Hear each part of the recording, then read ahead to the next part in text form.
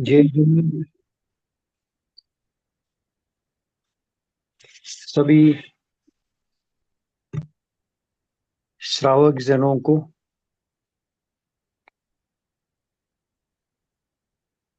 जय जिनेन्द्र, जय जिनेन्द्र, जय जिनेन्द्र। वंदना भैया जी। बोलना भैया जी। हाँ हाँ। आज के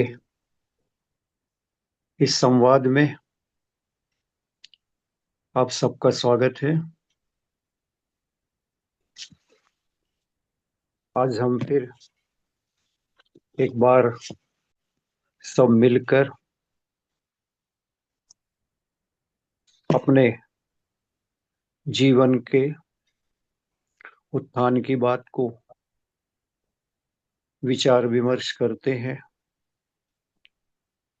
दिन रात मेरे स्वामी, मैं भावना ये भाऊं, देहांत के समय में तुमको न भूल जाऊं। धर्मात्मा निकट हो, चर्चा धर्म सुनावे, वह सावधान रखे, गाफिल न होने पाऊं। दिन रात मेरे स्वामी, ये भावना में भाऊं। इसी उद्देश्य को लेकर चर्चा आगे चल रही थी। धर्मात्मा कौन है, कौन संबोधन देवे, कौन हमें संबल प्रदान करे, हम अपने जीवित द्रव्य अपनी आत्मा का उत्थान कर सकें।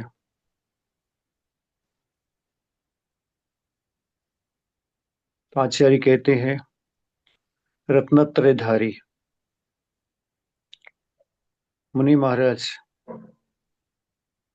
एक देश को धारण करने वाले वृत्ति या फिर सम्यक दृष्टि श्रावक, जो स्वयं भी मजबूत है और दूसरे को भावों से मजबूत बनाने की क्षमता रखता है। तो अपन ने सम्यक दर्शन के संबंध में विचार किया था और सम्यक दर्शन के भेद प्रभेद को सामान्य से जाना था। फिर विचार, जब प्रश्न ये लगता है कि मैं सम्यक दृष्टि हूं कि नहीं, मैं अपने को कैसे तौलूं तराजू पर, तब आचार्यों ने सम्यक दर्शन के जो 8 अंग कहे हैं उनकी तुलना शरीर से करते हुए कि शरीर में जैसे 8 अंग हैं और वह मजबूत है, सुचारू रूप से चल रहा है, उसी प्रकार हमारे सम्यक दर्शन के 8 अंग कहे गए थे, जिनकी चर्चा विगत संवाद में की गई थी। और उसमें निशंकित अंग और निकांक्षित अंग की चर्चा मूल रूप से अपने हुई थी। 2 अंगों की आगे की चर्चा और उसी क्रम से अपन करते हैं। निशंकित अंग अपने अस्तित्व के बारे में, वस्तु तत्व के बारे में, 7 तत्वों के बारे में, 6 द्रव्यों के बारे में और अपने स्वयं के बारे में कोई प्रकार की शंका नहीं रखना, क्योंकि हमने जो वचन सुन रहे हैं, हमने जो सुने हैं, वो धारणा हमारी निर्दोष नर के वचनों से बनी है। और वह धर्म की चर्चा, अपने आत्मधर्म की चर्चा करते हुए, उसकी भावना भाते हुए किसी प्रकार की आकांक्षा नहीं रखनी।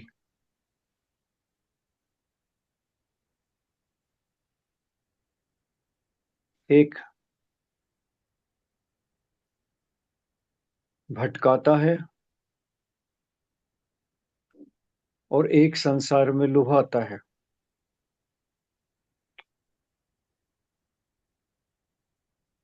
मोह जीव को भटकाता है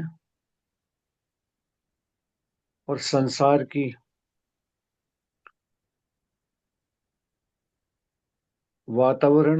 का वातावरण कसायों के उद्वेग के कारण इस संसार में जीव को लुभाता है। ऐसी जैसे अनंतानुबंधी कषाय हमारी द्विमुखी होती है, हमारे चारित्र का भी नाश करती है, हमारे स्वभाव का भी नाश करती है। संसार में लुभाती है। हम दूसरों को देख देख कर बाद में बार बार सांसारिक वस्तुएं, सांसारिक सुख को प्राप्त करने की भावना एक जीव में नहीं, संसार के प्रत्येक जीव में यही भावना, एक इंद्री से लेकर संगी पंचेंद्री तक सब जीवों के अंदर, मिथ्या दृष्टि जीवों के अंदर यह भावना निरंतर निरंतर उसी का चिंतन, उसी का सोच, उसी का चिंतन चलता रहता। इससे कुछ ऊपर निकल पाऊं नहीं कर। तब दो अंग कहने के बाद आचार्य कहते हैं अब तीसरा अंग निर्विचिकित्सा का है। विचिकित्सा का अभाव, ग्लानि का अभाव, विचिकित्सा कहते हैं ग्लानि को। ग्लानि नहीं होना, ग्लानि का भाव नहीं होना। ग्लानि की वस्तु देखकर भी किंचित भी मन में ग्लान नहीं आना। मुख्यतः मुनि महाराज के तन को देखकर, व्रती श्रावकों की तन को देखकर किंचित भी ग्लानि का भाव नहीं आना, ये निर्विचिकित्सा अंग है। उनका शरीर सम्यक दर्शन, सम्यक ज्ञान, सम्यक चारित्र, रत्नत्रय से भूषित और पवित्र है। वे हमेशा प्रकृति के साथ जुड़कर रहते हैं। शरीर से हमारी बदबू आती है क्योंकि हमने कपड़े से ढांक रखा है। शरीर तो उसी जाति का है जिन अवयवों से मिलकर बना है और ऊपर से चाम चमड़ी लपेटी गई है। वो सब शुद्ध पदार्थ नहीं है।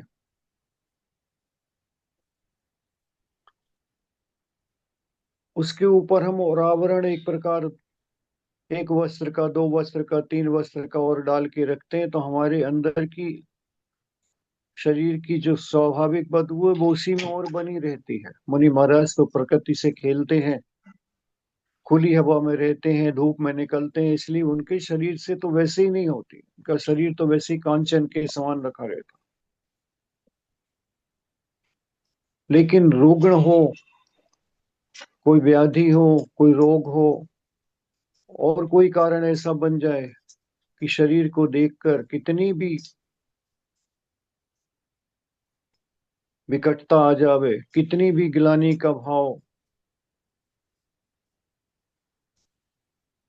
उसका कारण उपस्थित हो जाए, लेकिन ग्लानि का भाव नहीं आना।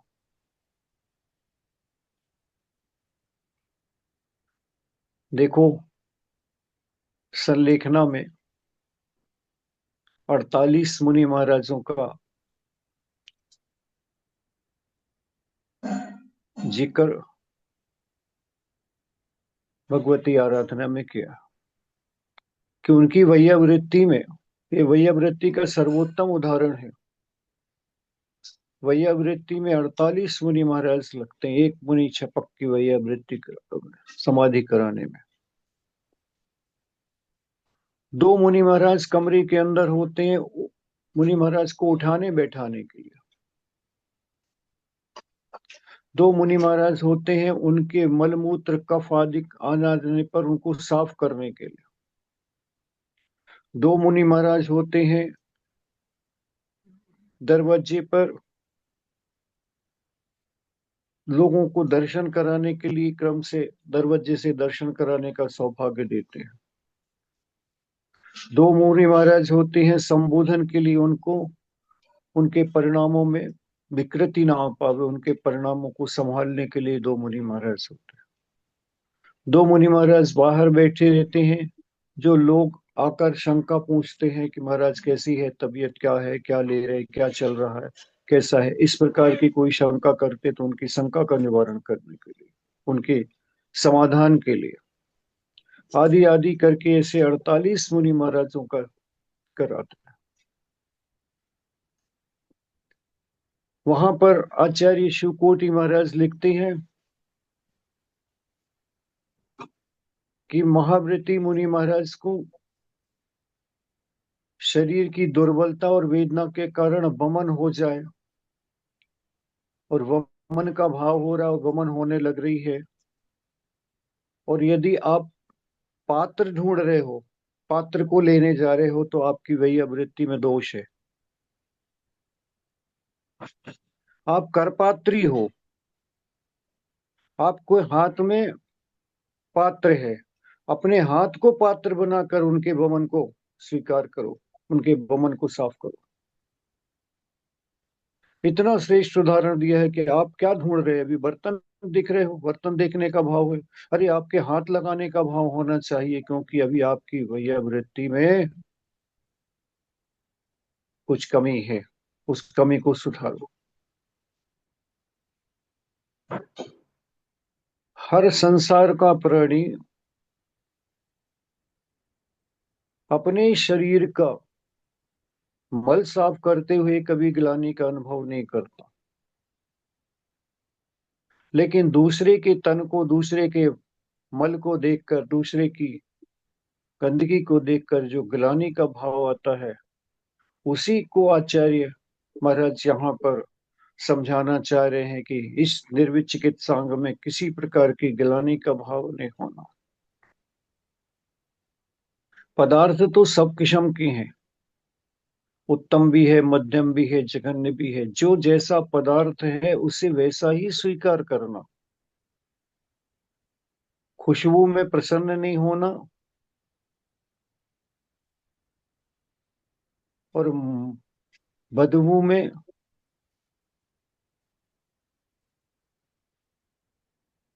मुंह को बनाना नहीं। हमारी साधना स्वाभाविक भी ऐसी होनी चाहिए, हम सब श्रावकों की भी, कि हम किसी गंदे नाले के ऊपर से भी जा रहे हैं तो उस बदबू के लिए रूमाल मत रखो नाक पर। क्यों रखा जा रहा है, बदबू आ रही, पदार्थ तो ऐसे ही है, जैसा पदार्थ है उसका स्वभाव जानकर ज्ञान भाव से, साक्षी भाव से उसे जीतना है। अरे नाले के ऊपर से निकलना है तो बहुत बदबू आती है, यहाँ तो ये रास्ता ठीक नहीं है, बदबू आती है। कहाँ से आ रही है बदबू? नाले की अपनी बदबू है कि उसमें जो आई हुई बदबू है वो किसकी है? ऐसा ज्ञानी जीव भाव लगाकर ये हम आपके सबके घरों से और हमारे शरीर से छोड़े गए पदार्थों से ही तो ये नाला बन गया। वो बेचारे नाले का क्या दोष है, निकला कहाँ से है, मूल स्रोत कहाँ है? ऐसा ज्ञान भाव लगाकर ज्ञानी उसमें भी समभाव रखता है। ये हमको जीतना है। हमें चूंकि अपने 8 अंगों को दुरुस्त करना है, हमारे मोहिनी कर्म का क्षय क्षोभशम उपशम हुआ कि नहीं हो, ये हमें नहीं मालूम, लेकिन हमें ये मालूम है कि जो सम्यक दृष्टि के अंग 8 होते हैं वे हमारे दुरुस्त हैं, वे हमारे परिपक्व हैं। हम अपने अंदर के मजबूत भाव से कह सकते हैं अपनी आत्मा से कि ये 8 अंग मेरे कहीं पर भी लोच नहीं खा रहे। मैं निर्दोष 8 अंगों को पालन करता हूँ अपने अंदर से, किसी को दिखाने के लिए नहीं, किसी बड़ाई के लिए नहीं, कोई प्रशंसा के लिए नहीं। अपनी आत्मा को दर दर से भटकने से बचाने के लिए, अपनी सुरक्षा करने के लिए, अपने जीव द्रव्य की सुरक्षा करने के लिए। कहीं पर भी कोई गिलानी का भाव है, कोई पदार्थ है किसी प्रकार का है, वो सामने देखने में भी आ जावे, छूने में भी आ जाए, शरीर की शुद्धि कर लो, लेकिन इसको देखकर गिलानी का भाव ना आवे, वो उसको हमको जीतना है। आगम में उदाहरण होता है, ऐसा एक मौका आया मुझे, और वो मौका मैं हमेशा याद करता हूँ। एक छपक की समाधि का प्रसंग था। सतना से उसे जबलपुर लाए थे। माँ दृढ़मती जी का संग था। कैंसर का पेशेंट था। किडनी इत्यादि सब गड़बड़ हो गई थी। रात के 11:30-12 बजे उसको बेचैनी हो रही थी। मणिबाई जी आश्रम में यहाँ उपस्थित थी। उनको हमने संकेत किया तो मणिबाई जी तुरंत निकल कर आई, बैठी, उनको संबोधन किया। इतने में उस जीव को वमन आ गई, और जैसी वमन आई तो बाई जी ने दोनों हाथ अपने लगाया, और उस वमन में मात्र खून की उल्टियां, और वो उल्टी इतनी ज्यादा हुई कि स्वयं उनके बाई जी के हाथ क्या पूरे कपड़े भी खराब हो गए। लोग देख रहे थे, सामने थे। वो दृश्य देखकर आज भी मन इतनी श्रद्धा से भरता है कि ये है सम्यक दृष्टि का निर्विचिकित्सा। कोई विकल्प नहीं किया, भाई जी कपड़े वो बदल जाएंगे, कपड़े धुल जाएंगे, सब हो जाएगा, लेकिन तुरंत अपने हाथ धोकर उसकी पीठ सहला रही हैं कि इसे कोई तकलीफ ना हो, इसे वेदना ना हो, इसकी वेदना दूर हो, वो उपचार करना। आंखों में हमेशा जब निर्विचिकित्सा की बात करते हैं तो साक्षात देखा हुआ। अपन तो आगम में भी पढ़ते हैं कि मुनि महाराज के ऊपर वमन हो, मुनि महाराज के द्वारा राजा के ऊपर, सेठ के ऊपर वमन हो जाए, और उसमें भी अपनी निंदा गढ़ा कर रहे कि मैंने कैसा भोजन, कैसा आहार में दे दिया कि देखो मुनि महाराज को दिक्कत हो गई, उन्हें स्वास्थ्य, उनके स्वास्थ्य में रोग बन गया। ऐसी अंदर की परिणति हमारी है, नहीं है, तो अपने को टटोलना है और हमें उसकी प्रैक्टिस करनी है, क्योंकि हमें अपने सम्यक दर्शन को पुष्ट करना है, अपने मिथ्यात्व को निकालना है, जीवन से निकालना है। हम इस पर्याय में नहीं बन पाए तो कहाँ बन पाएंगे। इतना मौका, इतना सब कुछ लगने के बाद भी, इतने अवसर मिलने के पश्चात भी, सामने मुनि महाराज भी हैं, देवशास्त्र गुरु भी है, तकनीक इतनी ज्यादा है कि तकनीक के माध्यम से हम कहीं पर भी बैठे हों, 7 समुंदर पार भी हों, तो भी मुनि महाराज की चर्या, उनके वचन, उनके भाव, उनके विचार, उनके उपदेश साक्षात साक्षात के समान हमें मिल रहे हैं। इससे ज्यादा और हमें क्या साधन मिल पाएंगे। इन साधनों का उपयोग करके हम अपने आप को सम्यक दर्शन प्राप्ति करा पाएंगे, सम्यक दृष्टि हो पाएंगे, तो आगे अवसर निरंतर निरंतर बढ़ते जाएंगे। और यदि इस पर्याय में भी हम ढीले पड़कर अभी भी शुद्धि अशुद्धि और नाना प्रकार के ग्लानि युक्त परिणामों से अपने परिणामों को गंदा करेंगे, तो हमारा विकास इस पर्याय में रुक जाएगा। इसलिए तीसरे अंग में अपने को व्यवस्थित करना है। किसी भी प्रकार से किसी वस्तु वस्तु के स्वरूप को जान लो, साक्षी भाव से देखो, ज्ञान भाव से देखो, और पहले ही से मन स्थिति बना लो। इसको जीतने का एक ही तरीका, मन स्थिति बना लो। हमें मालूम है कि यहां से निकलेंगे ये गंदा है, हमें ये मालूम है गंदा है, उसको गंदा को उसी भाव से स्वीकार करो। ये तो पदार्थ ऐसा ही है, क्योंकि शरीर का स्वभाव ऐसा है। इस शरीर के स्वभाव को हम अच्छी तरह से अंदर में बैठा लेंगे तो हमारे मन में विकल्प नहीं आएगा। हमने कल इसको भोजन तो दिया था, अच्छा अच्छा दिया था, केसर कस्तूरी के साथ में दिया था, और शुद्ध घी के साथ में, और नाना प्रकार के अच्छे पदार्थों के साथ भोजन कराया था। लेकिन जब यह भोजन को पेट में ले जाता है और पचाता है तो गंदगी के अलावा और कुछ नहीं, वो गंदगी इसी पदार्थों से बनी है। जो कल तक सुगंधित पदार्थ थे वही शरीर के स्पर्श से दुर्गंधित हुए।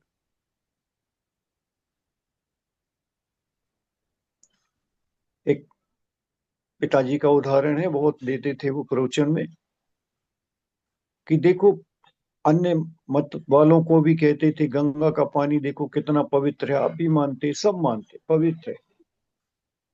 लेकिन कोई व्यक्ति गंगा के पानी से भी 100 बार कुल्ला करे, मुंह को अच्छी तरह से साफ करे, अच्छे चारों तरफ हाथ घुमाकर खूब मुंह को साफ कर लिया, और 100 बार कुल्ला करने के बाद भी अगला कुल्ला, अगला पानी मुंह में भरे और किसी के ऊपर बुलक देवे,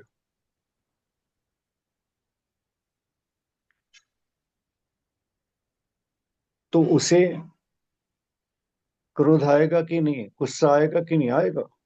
मेरे ऊपर आपने गंदा गंदा कहाँ पानी, पानी भी शुद्ध है, मेरा मुंह भी शुद्ध है, एक बार दो बार पानी से धोने में तो बर्तन शुद्ध हो जाता है, तो मैं तो 100 बार मुंह धोया है, कुल्ला किया है, फिर कैसे अशुद्धि? नहीं, ये शरीर इतना अपवित्र है कि इस अपवित्र शरीर के स्पर्श होते ही वस्तु, शुद्ध वस्तु भी अशुद्धता को प्राप्त कर लेती, इसका स्वभाव है, उन्हीं तत्वों से बना है।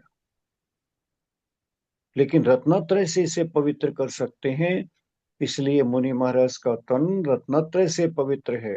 मुझे भी अपने तन को ऐसे ही रत्नत्रय से पवित्र करना है, वह तो स्वभाव से हमेशा ऐसे ही रहेगा। ऐसा अंदर में वस्तु तत्व को, इसको ही कहते हैं वस्तु तत्व, तत्व का निर्णय करके वस्तु तत्व को जानकर जो जो अशुद्ध है वो शुद्ध हो नहीं सकता। कोयले को हम कितना भी साबुन लगाएंगे, कोयला सफेद नहीं हो सकता। ऐसे ही हम शरीर को कितना भी धोएंगे, साफ करेंगे, कैसे भी करेंगे, किसी पवित्र वस्तु में डुबो कर भी रखेंगे तो भी जब निकलेंगे तो अशुद्धि है, और वस्तु में जिसमें डूबेंगे वही उस पवित्र वस्तु को भी अशुद्ध कर देगा। वही भगवान का स्नान का गंधोदक माथे पर रखते हैं, उस बालक का मेरु पर अभिषेक कराते हुए देव अपने को धन्य मानते हैं। इतने इतने बड़ा बड़े कलशों से स्नान कराकर, अभिषेक कर कर, गंधोदक बचता नहीं है। इतने देव इतने बड़े बड़े घड़ों का गंधोदक माथे पर रख लेते हैं, एक बूंद वेस्ट नहीं जाती, एक बूंद बहती नहीं, इतने बड़े पर्वत से नीचे गए। धन्य भाग मानकर उसे, यह वो गंधोदक है जो एक पवित्र आत्मा के ऊपर से आया हुआ जल है। उस पवित्र आत्मा के द्वारा स्पर्शित जल को मैं लगाऊंगा, किस लिए लगाऊंगा कि मेरी आत्मा में भी वो पवित्रता की भावना आएगी।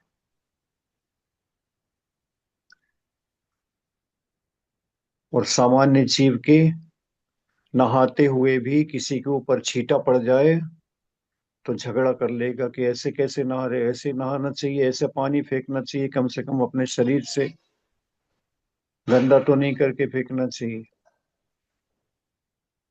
हमारे परिणामों में उतार चढ़ाव हो जाता। इस बात को, वस्तु स्वरूप को देखना है, इसको यथार्थ समझो, वस्तु को समझो, गहन चिंतन करो, एक एक अंग पर चिंतन करो। और ये चिंतन हमारा यदि चल पाएगा और एक बार हम इसको जीत पाएंगे तो हमारी संसार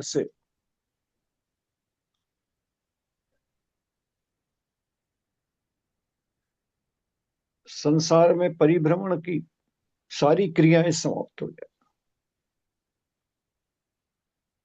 संसार के दुखों को नहीं डरना, दुखों से नहीं डरना। दुख तो हम जिनको देखकर डरने का प्रयास करते हैं, ये तो एक पर्याय संबंधी दुख दिख रहे हैं। हमें इस दुख से नहीं डरना, ये तो तात्कालिक है और एक पर्याय समाप्त होगी तो दुख समाप्त हो जाएंगे। लेकिन हमने तो निरंतर निरंतर यही भोगे हैं, इसी का बीज बोया और यही भोगे, निरंतर निरंतर भोगे हैं और भोग रहे हैं। इसलिए हमें चारों गति के परिभ्रमण को रोकना है, उसका मुख्य उद्देश्य है। और यही उद्देश्य हमारा है। पंच परावर्तन रूप जो हम परावर्तन कर रहे हैं अनादि से, अनंत काल बीत गया, इतना काल बीत गया कि कुछ हिसाब नहीं लगा सकते उसका। और वो काल हमारा मिथ्यात्व के साथ में गया, इसलिए हम संसार में परिभ्रमण करके और दुखी होते हैं। जैसे ही हमारे मिथ्यात्व रूपी दुर्गुण हमारे अंदर से दूर होता है, सम्यक्त की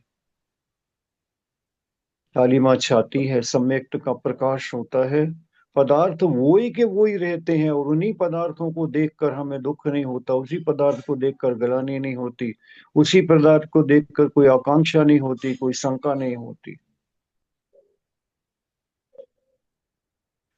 चौथा अंग अमूढ़ दृष्टि के रूप में कहते हैं। वो अमूढ़ दृष्टि क्या है? मूढ़ता से रहित भाव होना, वह मूढ़ दृष्टि है। मूढ़ता क्या है? अगर अपन अपने घरू शब्दों में कहें तो मूर्खता।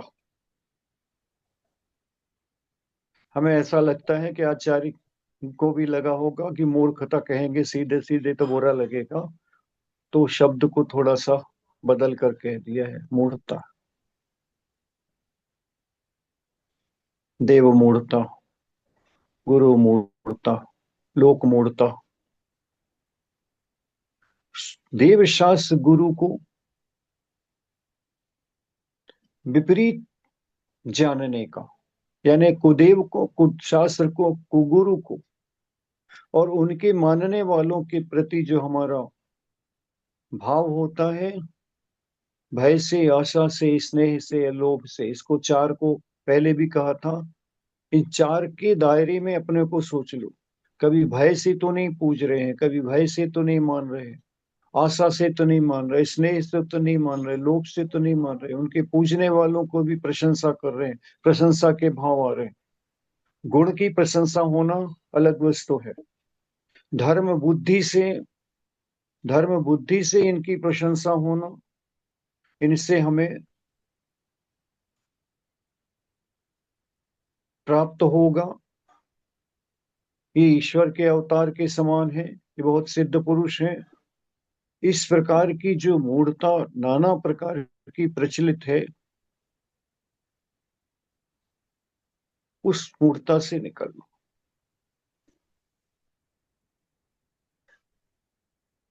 बहुत बार आता है कि प्रश्न जो आते हैं कि कुदेव, गुरु, कुशास्त्र किसको माने?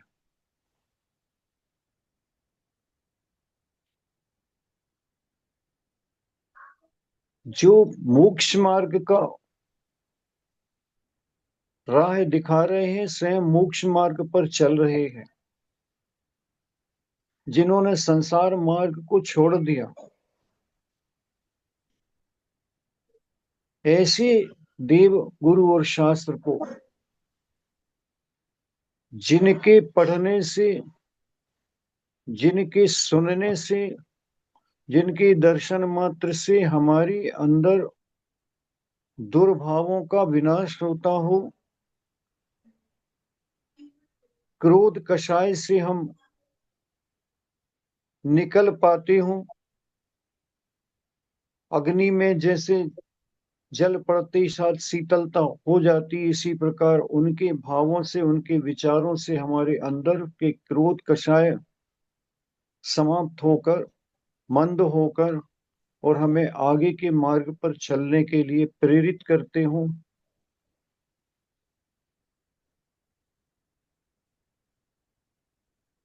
वे किसी प्रलोभन के बिना हमें इस प्रकार की बातों का उपदेश करते हो, जिसने राग द्वेष काम आदि जीते सब जग जान लिया, सब जीवों को मोक्ष मार्ग का किस भाव से निष्प्रय हो, कोई अपेक्षा नहीं है, एक मन में मात्र करुणा है उनके अंदर कि ये जीव संसार के कैसे सुखी हो, निष्प्रय हो उपदेश दिया। नाम कोई भी हो, किसी नाम से पुकारे, नाम तो रखा हुआ है, शाश्वत नहीं होता। ऐसे उनके प्रति हमारा भाव श्रद्धा कर।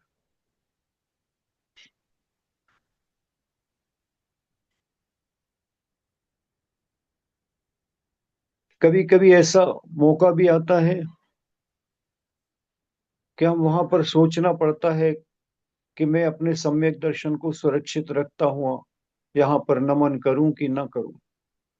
अभिवादन करना, अपने से गुण में या किसी के पास कोई गुण विशेष है उसके प्रति अभिवादन करना, जय जिनेन्द्र करना, हम तो देवों को भी जय जिनेन्द्र करते, सबको करते, संसार के सब जीवों को जय जिनेन्द्र करते।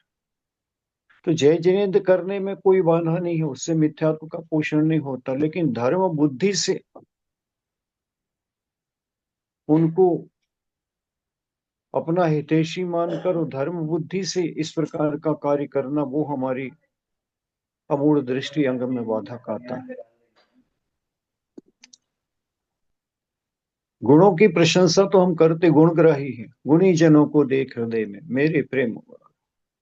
किसी के अंदर कोई गुण है, उस गुण की प्रशंसा करने में कोई बुराई नहीं। हम व्यक्ति की नहीं कर रहे, उसके गुणों की प्रशंसा करते हैं, और गुणग्राही हैं हम, क्योंकि गुण एक ऐसी वस्तु है जो जीव के अंदर आ जाने से उसकी शक्ति, उसकी कला, उसका साधन सब कुछ निखरता है। दुर्गुण के अभाव में ही गुण आता है, गुरु भाव से नहीं, देव भाव से नहीं। लोक में रीति चल रही है, उस लोक रीति को धर्म नीति नहीं समझो।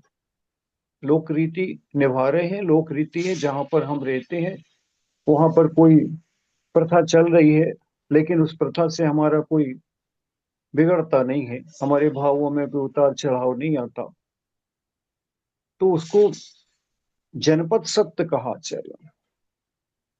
लेकिन वो धर्म सत्य नहीं है, जहां पर जो प्रचलन है, जो प्रकार का भाव है, चार लोग मिलकर हम किसी समाज के साथ में बैठते हैं, उनसे चर्चा करते हैं, तो ये लोक रीति है, धर्म नीति नहीं। धर्म नीति जब होगी तो हम धर्म नीति के अनुसार चर्चा करें। इसलिए कुदेव कुशास कुरु को गुरु और उनके मानने वालों की प्रशंसा नहीं करना, ये हमारा अमूढ़ दृष्टि अंग है। इसके बाद एक प्रमुख अंग आता है उपगूहन। ये अंग बहुत सशक्त है और वजनदार अंग है।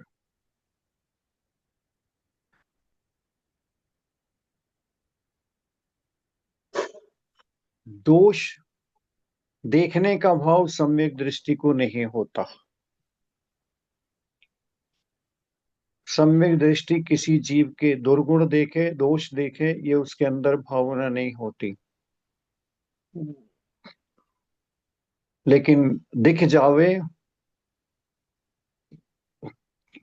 तो उसकी चर्चा नहीं करता, उसका प्रसार नहीं करता, उसका विज्ञापन नहीं करता, उसे चर्चा का विषय नहीं बनाता। धर्मी जनों में भी और सामान्य जनों में भी। क्योंकि जब हम किसी के दोष देखकर दोषों का प्रसारण करते हैं तो उसमें हमारा भाव क्या होता है?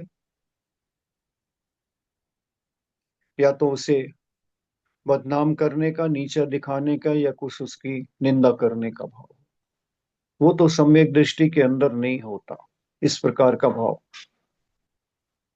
क्योंकि ऐसा संसार में सिद्ध भगवान के अलावा कोई जीव ऐसा नहीं है जिसके कर्म का उदय ना हो।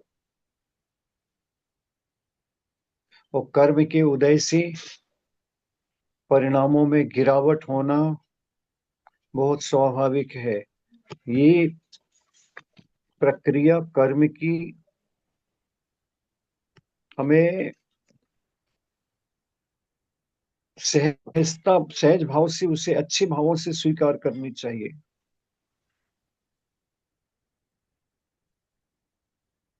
कि हर जीव कितना भी मजबूत होगा, कितना भी होगा, अच्छा बलशाली पुरुष भी होगा, लेकिन वो भी कर्म के सामने हारा है।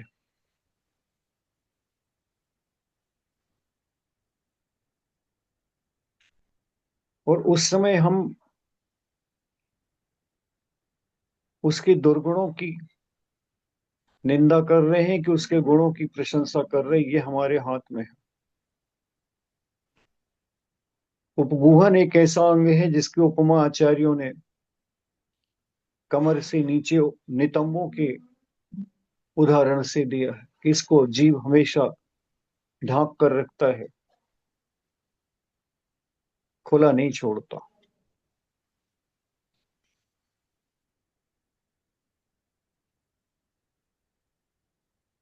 हमारा अनादि का संस्कार है, एक बार नहीं, अनादि का संस्कार है।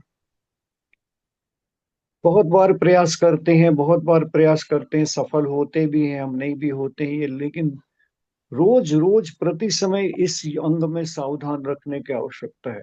दोष दोष तो है, सब में है, हम में भी है, दूसरे में भी है। दोष नहीं होते तो घूम क्यों रहे होते संसार में, भटक क्यों रहे हो?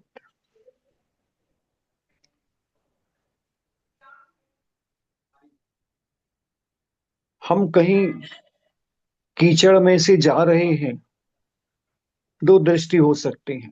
कीचड़ में से जा रहे हैं और उसके बीच बीच में पत्थर रखे हैं, और पत्थर पत्थर पर पैर रख के निकल सकते हैं हम।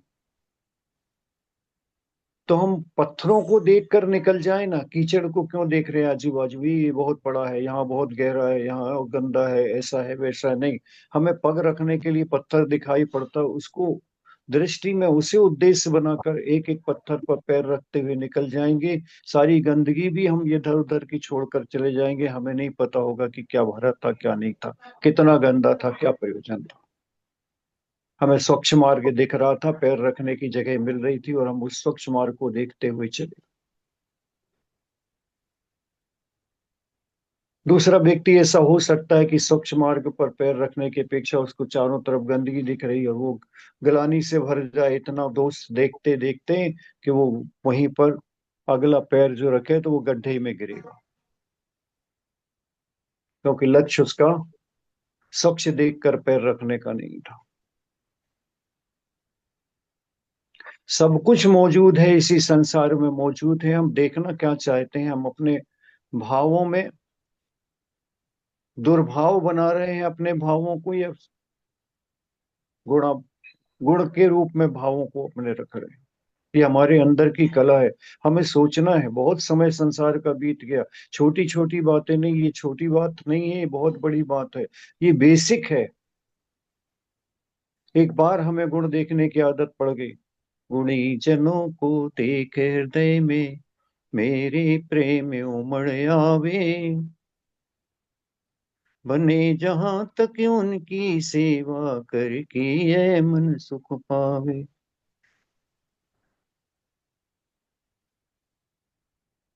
दृष्टि हमारी क्या है, बस ये एक मुख्य बात है। और सम्यक दृष्टि की दृष्टि कभी किसी के दोष देखने की नहीं होती।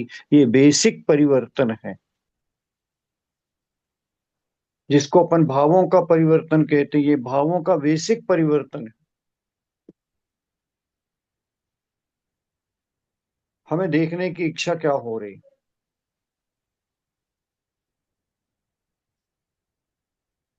किसी वस्तु को देखकर, निमित्त को देखकर, वस्तु को देखकर, व्यक्ति को देखकर हम देखने का भाव क्या रखते हैं।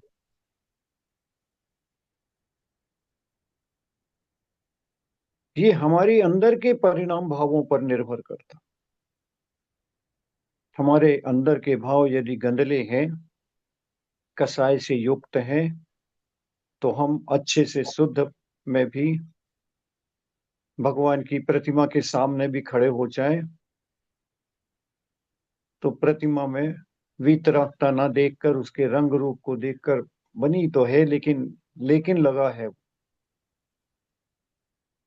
इससे भी सुंदर बन सकती थी। क्या सुंदर देख रहे। हम किसको सुंदर मानते हैं? हम रूप रंग आकार को सुंदर मानते हैं कि गुणों को सुंदर मानते हैं? ये दृष्टि में परिवर्तन आना ही चाहिए।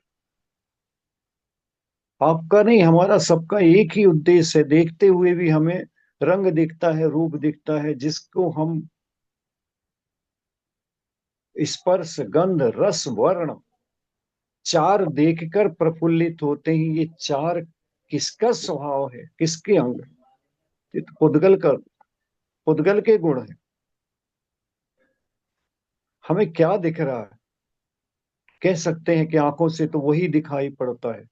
नहीं, आंखों से दिखाई भले ही हमें पुद्गल पड़ता है, लेकिन पुद्गल में रहने वाले उस जीव को, मूर्ति को हम दर्शन नहीं करते। मूर्ति के माध्यम से मूर्तिमान की दर्शन करते हैं, उनके गुणों की आराधना करते हैं, उनके गुणों के दर्शन। रूप रूप को देखते हुए तो कितना अनादि समय निकल गया। उसी पुद्गल को देखकर, उसी पुद्गल को देखकर, उसी पुद्गल को देखकर।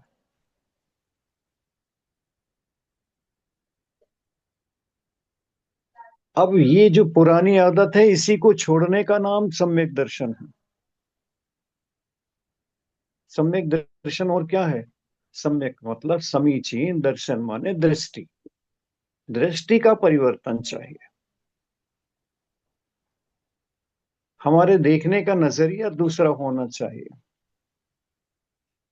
हमारे देखने का नजरिया, हम दोष देख रहे हैं कि गुण देख रहे हैं? व्यक्ति के व्यक्तित्व में झांक कर हम क्या देखना चाह रहे हैं? आज से अपने ऊपर प्रयोग करके देखना।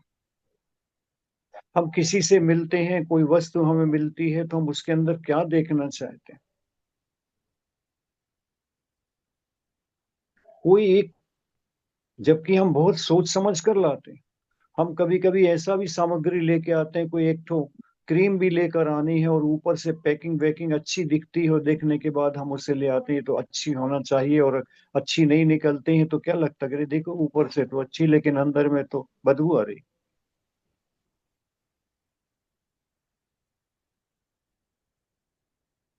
इसी प्रकार वैभव नहीं देखना, और वैभव ही देखना है तो भगवान के समूषण का वैभव देखो। उसके मुकाबले किसका वैभव है? अंतरंग भी जिसका वैभव पूर्ण है और बहिरंग भी जिसका वैभव पूर्ण है, वो भगवान का वैभव नहीं है, वो हमारे द्वारा उनके आदर, उनके सम्मान में देवों के द्वारा लगाया गया वैभव। भगवान तो उस वैभव से भी चार अंगुल ऊपर, आपके वैभव से कोई प्रयोजन नहीं। सिंहासन में रत्न लगे हैं कि नहीं लगे, अब आकर बैठी कि नहीं बैठी, किसको सुनाऊं क्या सुनाऊं, नहीं, वो तो अपने बैठे हैं आसन में और अपना चिंतन मनन स्वाध्याय करते हुए आपके कृपा से आपके लिए वाणी को खिरा देते हैं। आए हो तो सुन लो, नहीं आए हो तो तुम समझ लो।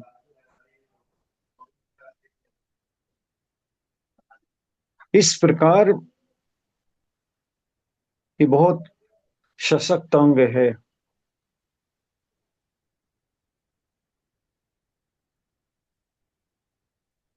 ये बेसिक परिवर्तन देने वाला है हमारे विचारों में।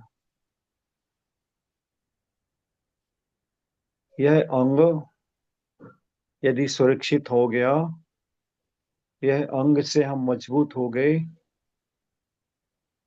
तो बहुत बड़ा काम इस जीवन में हो गया। कोई भी पदार्थ हम देखें, कोई भी पदार्थ देखें, कोई भी वस्तु देखें, कोई भी व्यक्तित्व को देखें, उसके अंदर गुण देखने का प्रयास करें। पुरानी आदत को बदलना है, बहुत जरूरी है। अनादि का संस्कार है उसको, इस आत्मा के ऊपर जो रगड़ रगड़ के हमने संस्कार दिए हैं, एक के ऊपर एक परत चढ़ी हुई है, वो संस्कार सिर्फ और सिर्फ मिथ्यात्व के कारण, हमारे मूल दुष्कर्म के कारण, हम वस्तु को वस्तु के रूप में न देखकर उसे दोषों के रूप में देखने का भाव होता है। और वो नेचुरल है, स्वाभाविक है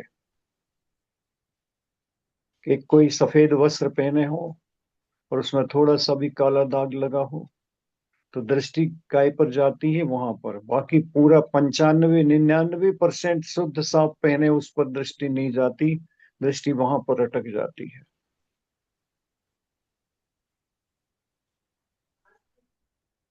छोटा बच्चा होता है तो कोई कपड़ा है और उस कपड़े में छेद हो गया, फटा है, तो उसकी बार बार उंगली उसी पर जाती है। अपन समझाते हैं वहां फटे में उंगली डालोगे तो और फट जाएगा, लेकिन उसकी घूम फिर कर वहीं पर जाती है। तब अपन को समझ में आता है कि अज्ञानी है। वो अज्ञानी है, वस्त्र ही में डाल रहा है। हम तो हम तो इतने इतने गुणज्ञ को भी देख कर दृष्टि हमारी अवगुण की तरफ जाती है। ये जिस दिन सुधार आ जाए जीवन में हमारे, बहुत बड़ा भार इस जीव के माथे से उतर जाए। और कदाचित दिख जाता है, सम्यक दृष्टि देखता नहीं है, देखने का प्रयास नहीं करता, लेकिन दिख जाता है। तो उसके साथ में आचार्यों ने कहा कि स्थितिकरण नाम का जो अंग कहा गया छठवां, वो उसके सामने मजबूत रहता है। कौन जीव ऐसा संसार में है, कौन जीव ऐसा संसार में है जिसके कर्म का उदय नहीं आता और उस कर्म के उदय के अनुसार वो भटकता नहीं, गिरता नहीं।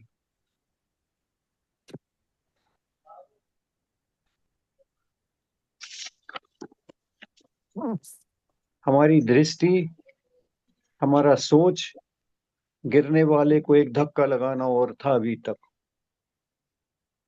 अब आचार्य कहते ऐसा नहीं, गिरते हुए को संबल देना है,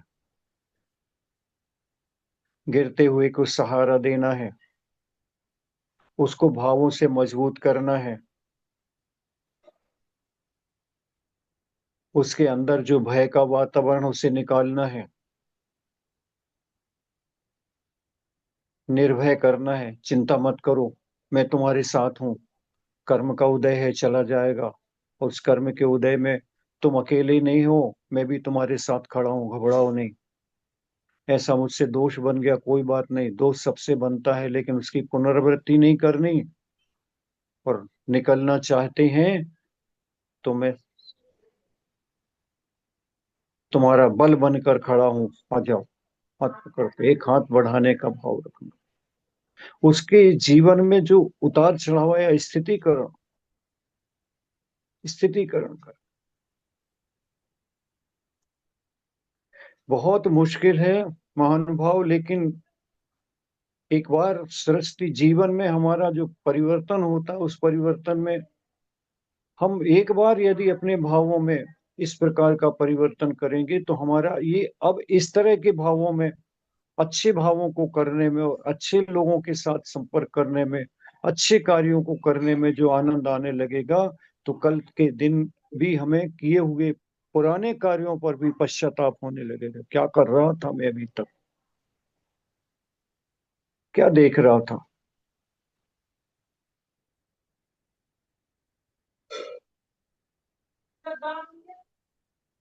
महावृत्ति हो, अवृत्ति हो, देशवृत्ति हो, कोई भी हो, भगवान हो, तो भी उनके कर्म का उदय तो आता ही आता है। पूर्व का रखा हुआ कर्म किसी को छोड़ता नहीं है। और उस कर्म के उदय पे आने पर जब सामने वाला अपने परिणामों से च्युत होता है,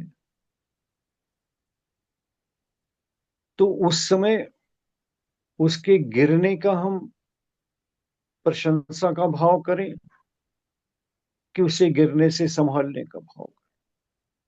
ये हमारा सोच है।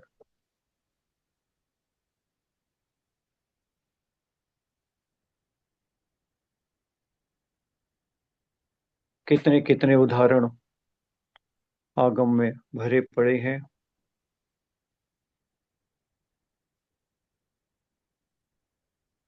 कैसे कैसे मुनि महाराज ने भावों को संभालने का प्रयास किया है। कथानक पढ़ते हैं हम कि दीक्षा हो गई मुनि महाराज की, वो 12 वर्ष तक घूमते रहे, फिर भी मन से वैराग्य नहीं हो पाया। साथ ही मुनि महाराज उनके भावों को पढ़ते हैं, लेकिन उनकी निंदा नहीं की, उनका साथ नहीं छोड़ा, बल्कि स्थितिकरण करने के लिए विहार करके अपने नगर में आए और अपनी सुशील गुणों से परिपूर्ण सुंदर पत्नियों के देखने की, उनको सबको उपस्थित करने की इच्छा की। महल में आए, बैठे। माँ भी हैरान कि मेरे बेटे में क्या ऐसा हो गया है। परीक्षा भी ले लेती है, स्वर्ण का पाटा रखती है, काष्ठ का पाटा रखती है, और बेटा काष्ठ के पाटे पर आकर बैठ जाता है तो मन को संतोष हो जाता।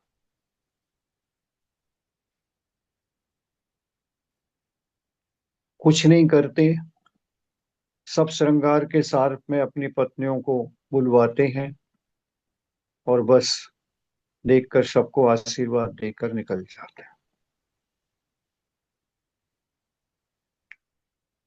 इतने देखने मात्र से, जिसके लिए लेकर आए थे, इतने देखने मात्र से साथ ही मुनि महाराज का स्थितिकरण हो जाता। अरे, इतनी सुंदर सुंदर पत्नियों को छोड़कर, इतना वैभव छोड़कर ये मुनि महाराज गए हैं, और मैं 12 बरस हो गया और अपनी पत्नी को भूल नहीं पा रहा। वो भी एक आंख से कानी है, रूप से इतनी सुंदर नहीं है, मैं उसके मोह में फंसा हुआ। और ये मुनि महाराज इतना सब तड़बत छोड़कर चले गए, धन्य है। और जो विचारों में गिरावट हो रही थी, एकमात्र दृश्य को देखकर स्थितिकरण हो गया। ये सम्यक दृष्टि का दूसरे के ऊपर उपकार है। उसे एक धक्का नहीं और मारना है, वो गिरते हुए को संभालना है। गिर क्यों रहा है? वो जानबूझकर नहीं गिर रहा, उसके कर्म का उदय आया है, उस कर्म के उदय को वह झेल नहीं पा रहा, उस कर्म के उदय में उदयाश्रित हो रहा है। हमारे सबके भी रोज ऐसी उदय में आ रहे हैं, एक दूसरे के आ रहे हैं। हम दूसरे एक दूसरे जो संवाद के साथ जुड़े हैं और अपने भविष्य को सुधारने के लिए उस संलेखना समाधि को समझने के लिए कर रहे हैं उपक्रम, कि एक किस पर्याय में ऐसा उपक्रम हो जाए कि ये पर्याय गिरावट की ओर ले जाने वाली न होकर यहाँ से मेरी गिरावट बंद होकर उत्थान प्रारंभ हो जाए, और यहाँ से हर पर्याय मेरे उत्थान, जब तक मेरा मोक्ष न हो जाए, जब तक हर पर्याय में मैं उत्तरोत्तर उत्तरोत्तर विकास करता हुआ चला जाऊं। इसलिए इस संवाद के माध्यम से हम बहुत बड़ी बड़ी बातें नहीं कर रहे, छोटी छोटी बातें, और जिनको एप्लीकेबल करना संभव हो सकता है, एक दूसरे को हम मजबूत बनाकर उसको आगे बढ़ाने का हाथ, चैन पकड़कर हाथ बढ़ाने का मजबूत हाथ एक दूसरे को दे रहे हैं। वो इस वजह से ही कि हम सब संसार में रुले हुए भटके हुए हैं, पता नहीं कौन सी पर्याय में हम पहले भी साथ थे, इसलिए तो संयोग लगा है। और अब मिलकर पुण्य के उदय से इस पर्याय में कहाँ पर है इसका मूल्य नहीं है, लेकिन भावों से विचारों से जो जुड़ रहे हैं वो इसलिए जुड़ रहे हैं कि पूर्व का हमारा आपस में जरूर कोई संबंध रहा, नहीं तो कोई 10,000, कोई 5,000, कोई 15,000 किलोमीटर दूर बैठकर भी एक दूसरे का संयोग और सहयोग क्यों हो रहा है?